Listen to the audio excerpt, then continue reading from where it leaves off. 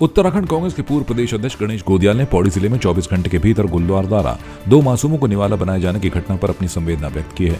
मृतक के परिजनों से मिलने पहुंचे गणेश गोदियाल ने कहा कि सरकार को मानव वन्य जीव संघर्ष की घटनाओं को रोकने के लिए प्रभावी कदम उठाने होंगे। गुलदार मानवीय बस्तियों में घुसकर हमलावर हो रहा है, जिसके नियंत्रण के लिए सरकार को ठोस नीति बनानी होगी।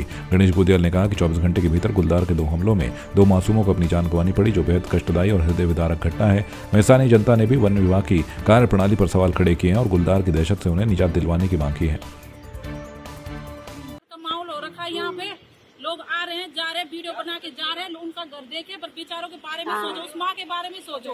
वो माँ के उसका बच्चे की हमारा बच्चे भी था, वो सबके छोटे बच्चे बहुत डर का माहौल मचा हुआ है। लोग इधर उधर नहीं जाएंगे तो खाएंगे पियेंगे क्या? बनाने के लिए जरूर यहाँ पर उपस्थित होना चाहिए, क्योंकि एक बच्चे का एक घर का चिराग बुझा है और वो वन विभाग की लापरवाही के कारण बुझा है। वन विभाग को इसकी पूरी सूचना है और पहले भी बाघ यहाँ पर देखा गया, तो कहीं ना कहीं वन विभाग की लापरवाही सामने आई है। क्योंकि हमने कल रात भी जब मैंने बच्चों को बाघ से छुड़ाया और बाघ के उसके बाद उसको अस्पताल में पहुंचाया, उसके बाद भी 2 घंटे बाद यहाँ पर वनाधिकारी पहुंचे, तो कहीं ना कहीं ये दुर्भाग्यपूर्ण है।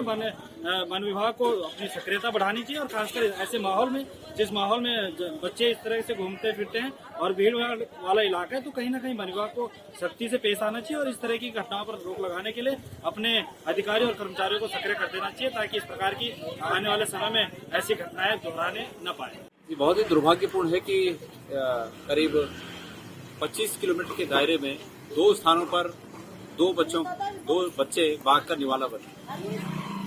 मैं हमेशा से इस बात को कहता आया हूं कि सरकारों की जो बाघों के संरक्षण की योजनाएं हैं, उससे बाघों की संख्या में बहुत ही इजाफा हुआ है, लेकिन उस योजना के साथ साथ सरकारों को मानव जीवन की सुरक्षा का भी ध्यान रखना चाहिए और ऐसी योजनाएं बनानी चाहिए कि बाघ जंगल के एरिया में ही रह सकें और रिहायशी इलाकों में न घुसें। श्रीनगर के ग्लास हाउस स्थित देर रात गुलदार द्वारा 4 वर्षीय मासूम को अपना निवाला बनाने के बाद से ही घर वालों का रो रो कर बुरा हाल है। इसके बाद जन प्रगतिशील मंच बिलकेदार के लोग परिजनों से मिलने उनके निवास स्थान पर पहुंचे, जहां उन्होंने परिवार को ढाढ़स बंधाया, साथ ही परिवार को घर के लिए राशन भी उपलब्ध कराया। इस दौरान जन प्रगतिशील मंच बिलकेदार अध्यक्ष संदीप रावत ने कहा कि उन्होंने वन विभाग के अधिकारियों से क्षेत्र में गुलदार की दहशत को लेकर पहले अवगत कराया था, बावजूद इसके विभाग की ओर से कोई सक्रिय कदम नहीं उठाया गया। वहीं ग्रामीणों ने क्षेत्र में प्रशासन की ओर से उनकी अनदेखी का आरोप लगाते हुए गुलदार को पकड़ने की मांग की है।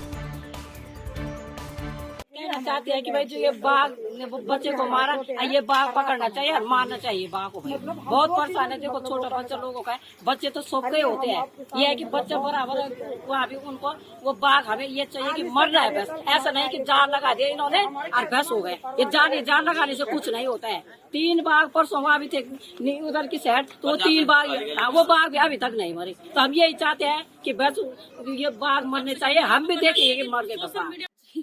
मेरी शादी को हुए 8 साल हो गए, मैं 8 साल से हूँ यहाँ पे। बाकी मेरे ससुराल वाले काफी सालों से है यहाँ पे और बहुत सालों से, मुझे भी नहीं पता कितने सालों से। और मेरा बच्चा रात को यहाँ से मेरे सामने उसको मैं इस रूम में बंद थी यार, मैं बच्चे मचल के रह गए, अपने बच्चों को बचा नहीं पाए और मेरा बच्चा चला गया और कोई नहीं यार। पहले यहाँ वोटिंग के लिए आएंगे, यहाँ पे मीटिंग करेंगे, सब कुछ पहले बोलेंगे, कोई सुनता ही नहीं है। आज मेरे बच्चे की जान चली गई तो थोड़ी सी कुछ दिख रहा है, वरना वो भी नहीं दिखेगा।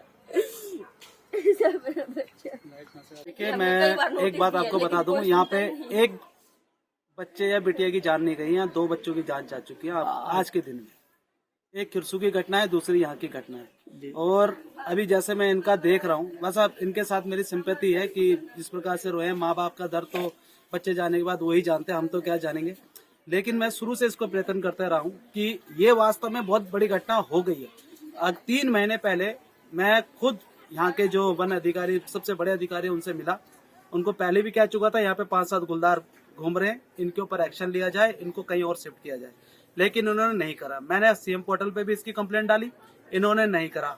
आखिरकार हुआ क्या, जो हम नहीं चाहते थे। मैंने चिट्ठी पे भी इस बात का जिक्र करा कि कल बहुत बड़ी जान माल की हानि होगी, आप इस बात को मान लीजिए।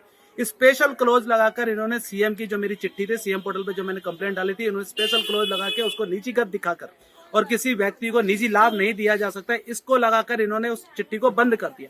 आज हालत यह है कि एक माँ से उसका बच्चा छिन गया, दूसरी माँ से उसका बच्चा छिन गया, अब अधिकारी आ रहे हैं, यहाँ पे ना लाइट की व्यवस्था है, बेचारों के पास खाने तक की व्यवस्था नहीं है, पर खाने की व्यवस्था और लाइट की व्यवस्था मैं अब आया हूं तो मैं कर दूंगा इनके लिए, ऐसे कोई दिक्कत नहीं है, पर ये काम अधिकारियों का था। उधर प्रमुख वन संरक्षक वन्य जीव डॉक्टर समीर सिन्हा ने पौड़ी जिले के आदमखोर गुलदार को मारने के आदेश दिए हैं। गुलदार ग्राम गवाड़ और ग्लास हाउस श्रीनगर में पिछले 2 दिनों से 2 बच्चों को मार चुका है। प्रभागीय वन अधिकारी को दिए आदेश में कहा गया है कि विशेष रूप से छोटे बच्चों की सुरक्षा को देखते हुए चिन्हित गुलदार को अंतिम विकल्प के रूप में मारने के आदेश दिए गए हैं। डीएफओ पौड़ी ने प्रमुख वन संरक्षक वन्य जीव को बताया कि 3 फरवरी को गुलदार ने ग्राम गवाड़ पोस्ट खिरसू निवासी 11 साल के अंकित पर गौशाला के सामने खेलते हुए हमला कर दिया था। गुलदार के हमले से अंकित की मौत हो गई थी। 4 फरवरी को ग्लास हाउस रोड निवासी 4 साल के आयन अंसारी को गुलदार घर के आंगन से उठा ले गया था। बच्चे का शव घर से 20 मीटर दूर झाड़ियों से बरामद किया गया था। बागेश्वर सड़क के डामरीकरण के लिए कई बार स्थानीय लोगों ने जिला प्रशासन और लोक निर्माण विभाग से वार्ता कर लोक निर्माण विभाग कार्यालय परिसर में विरोध प्रदर्शन और सड़क निर्माण कार्य के सर्वे और निर्माण कार्य की जांच की मांग की है। इस दौरान जिला महामंत्री कवि जोशी ने कहा कि 15 दिन में उचित कार्रवाई नहीं होती है तो कार्यालय में अनिश्चितकालीन उग्र जन आंदोलन करने के लिए बाध्य होंगे। आज यहाँ पर पीडब्ल्यूडी बागेश्वर अधिकारी को हमने यहाँ पर ज्ञापन दिया गया और हमारी यही मांग है कि जितने तीनों बाईपास जो नगर के अंदर हैं, आपका कफलखेत, मज्जाखेत, पानीकोट को जो जोड़ने वाला बाईपास है और जो मेहरबुंगा से ऊपर पुलिस लाइन के पास जो दफौट वाली लाइन से बाईपास निकला है वो हो गया, और जो पीपल चौक के आसपास जो रोड है उसमें लगभग 7 से 8 साल हो चुके हैं, डामरीकरण नहीं हुआ है। हमारी यही मांग है कि जल्द से जल्द उसमें डामरीकरण किया जाए और जो भी लोगों ने वहाँ पर अतिक्रमण किया हुआ है उस पर भी कार्रवाई हो, और साथ साथ जो अलाइनमेंट और जो रोड का कटान कम हुआ है उसको चौड़ीकरण भी किया जाए।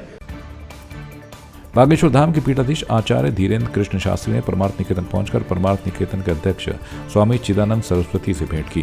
परमार्थ निकेतन आगमन पर पंडित धीरेन्द्र कृष्ण शास्त्री का गुरुकुल के आचार्यों, ऋषि कुमारों और परमार्थ परिवार ने वेद मंत्रों, शंख ध्वनि और पुष्प वर्षा कर अभिनंदन किया। स्वामी चिदानंद सरस्वती के साथ बागेश्वर धाम के पीठाधीश आचार्य धीरेन्द्र कृष्ण शास्त्री ने मां गंगा का पूजन और अभिषेक किया। बागेश्वर धाम आचार्य धीरेन्द्र कृष्ण शास्त्री ने बड़ी ही विनम्रता, विनय और वंदन के साथ स्वामी चिदानंद सरस्वती को मार्च में बागेश्वर धाम में 151 सामूहिक कन्या विवाह महोत्सव में युगल दंपति को आशीर्वाद और आशीर्वचन देने के लिए आमंत्रित किया।